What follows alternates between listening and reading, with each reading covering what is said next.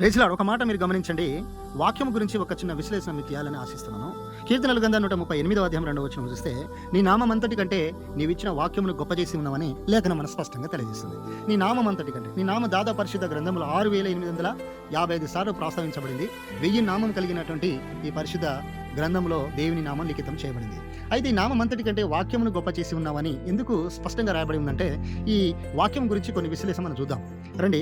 మన యోహాను సువార్త 1వ అధ్యాయం 1వ వచనం చూస్తే, ఆదియందు వాక్యం ఉండెను, వాక్యము దేవుని యొద్ద ఉండెను, ఆ వాక్యమే దేవుడే ఉండెను. యాక్చువల్లీ మనం అర్థం చేసుకోవాల్సింది ఏంటంటే, ఆ వాక్యమే దేవుడే ఉండెనని మనం అర్థం చేసుకోవాలి. ఆ వాక్యం ఏం పనిచేస్తా ఉందంటే, యోహాను సువార్త 1:14 వచనం చూస్తే, ఆ వాక్యమే శరీరధారి అయి మన మధ్య వచ్చి నివసించింది.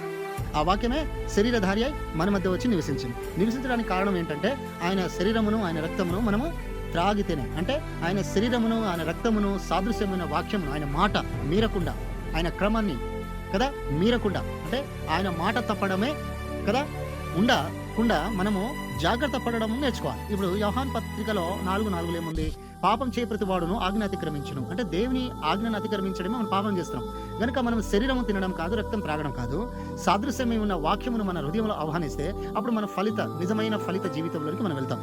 అందుకు ఆ వాక్య భావ సూచన అలాగే ఉన్నది. అందుకు యోహాను సువార్త 6:35 వచనంలో ఏం చెప్పబడింది? జీవాహారమును నేనే కదా, జీవాహారమును నేనే, అంటే జీవాహారము ఆయన వద్దనే ఉంది. ఇప్పుడు ఆయనను ఎద్దకొచ్చిన వాడు ఎప్పుడు ఆకలిగా ఉన్నాడంట, దప్పికొన్నాడంట అని లేఖనం సెలవిస్తుంది. అది ఎలా అని మనం గమనిస్తే, మత్తయి సువార్తలో 4వ అధ్యాయం 4లో ఓ సంఘటన జరిగింది, మీకు తెలిసి ఉండొచ్చు.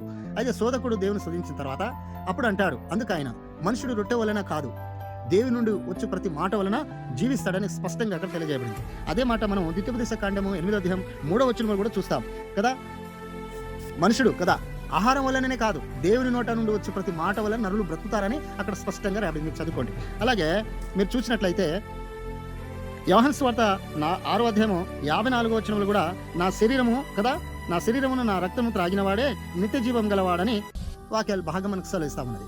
అంటే నా శరీరమును నా రక్తం త్రాగువాడంటే అర్థం ఏమిటి? అందుకని కీర్తనల గ్రంథం 81వ అధ్యాయం 10వ వచనంలో, నీ నోరు తెరువుము, నేను దాన్ని బాగా నింపేదను. అంటే కదా మా సామెతల గ్రంథం 1వ అధ్యాయంలో జ్ఞానం పొందుకోవాలని, ఆయన మాటలను పొందుకోవాలని చెప్పి స్పష్టంగా మనం తెలియజేస్తా ఉన్నది. ఎందుకంటే ఆయన మాటలను ఎవరైతే హృదయాలు నింపుకుంటారో వాడు ఫలిస్తాడంట. యోసేపు కొమ్మకు ఎలా అయితే ఫలిస్తుందో అలాగే ఆయన జీవితం, ఆయన కుటుంబం, ఆయన ప్రదేశం, ఆ యొక్క మార్గాలలో అన్నిటి ఆయన ఫలభరితమనిగా. ఉదాహరణకు మనం ఆలోచన చేస్తే, ఇప్పుడు మందసం ఎవరైతే ఇంట్లో ఉంటుందో అక్కడ ఆ కుటుంబం ఎలా అయితే దీవింపబడ్డదో, అలాగే దేవుని వాక్యము ఎక్కడైతే ఉంటుందో ఆ కుటుంబం కూడా ఫలభరితంగా ఉంటుందని మనం అర్థం చేసుకోవచ్చు. తర్వాత ఈ విషయాన్ని మనం గమనించాలి. తెలిస్తే మన నోరు తెరిస్తే ఆయన వాక్యం, ఆయన మాటలు మనకు నింపుతాడనమాట హృదయంలో.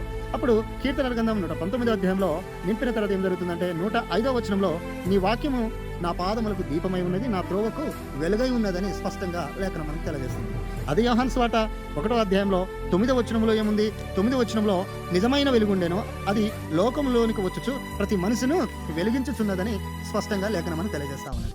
కనుక ఇప్పుడు చూస్తున్న ఎలుగు, ఇప్పుడు నడుస్తున్న మార్గం, అంటే ఆయన వాక్యం మనలోనికి ఆహ్వానించిన తర్వాత జరిగే స్వచ్ఛమైన మార్గంలో నడవడానికి ఈ యొక్క ఆహారం, అంటే ఈ వాక్యం మనకు సహాయం చేస్తుంది. ఈ వాక్యం అనగా దేవుని ఆహ్వానిస్తుంది. ప్రకటన గ్రంథంలో కూడా మనం చూస్తాం.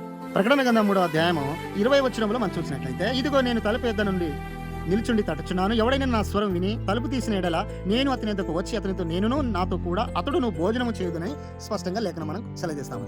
భోజనం చేస్తానంటే దేవునితో నువ్వు మాట్లాడుకోనుట, అంటే ఈ వాక్యం నీలో ఉంటే ఈ వాక్యం నేను ప్రార్థన చేపిస్తుంది, నేను స్తుతి ఆరాధన చేపిస్తుంది, ఎంతటి శ్రమలైనా అధిగమించడానికి శక్తినిస్తుంది. అందుకు దేవుడే నీతో వస్తాడనమాట. అప్పుడు దేవుడితో నువ్వు ముచ్చటించవచ్చు అనమాట. దేవుడు నీవు కలిసి ఇద్దరు కూడా ముచ్చటించడానికి, జరగబోయే సంగతులను తెలుసుకోవడానికి, జరుగుతున్న విధానాన్ని తెలుసుకోవడానికి, అన్ని వైపులా సహకరించడానికి ఈ వాక్యం మనకు సహకరిస్తుంది. దేవుడు మనకు శక్తినిస్తాడు. అందుకు ఒక మాట కూడా మీరు గమనించాలి. అదేంటంటే, ఆయన వాక్యము పంపించినప్పుడు మోషే ధర్మశాస్త్రం రాయగలిగాడు, పలకలు రాయగలిగాడు. ఆయన వాక్యము వచ్చినప్పుడే ప్రవక్తలు, న్యాయాధిపతులు, రాజులు వీళ్ళందరూ పరిపాలన చేయగలిగారు. ఆయన వాక్యం ద్వారానే 12 మంది శిష్యులు కూడా పరిచయం చేయగలిగారు. ఆయన వాక్యం ద్వారానే అనేకులు రక్షణలోకి వచ్చారు. ఆయన వాక్యం ద్వారానే స్వస్థ కార్యాలు జరిగాయి. ఆయన వాక్యం ద్వారానే కదా, ఆయన వాక్యం ద్వారానే చనిపోయిన వారు కూడా తిరిగి లేచారు. ఆయన వాక్యం ద్వారానే పద్మావతి ద్వీపంలో ఉన్నటువంటి యోహాను ప్రకటన గ్రంథము రాయడానికి ఆ వాక్యమే సహకరించింది. అందుకు మీరు గమనించాలి ఏంటంటే, వాక్యము చాలా ఇంపార్టెంట్.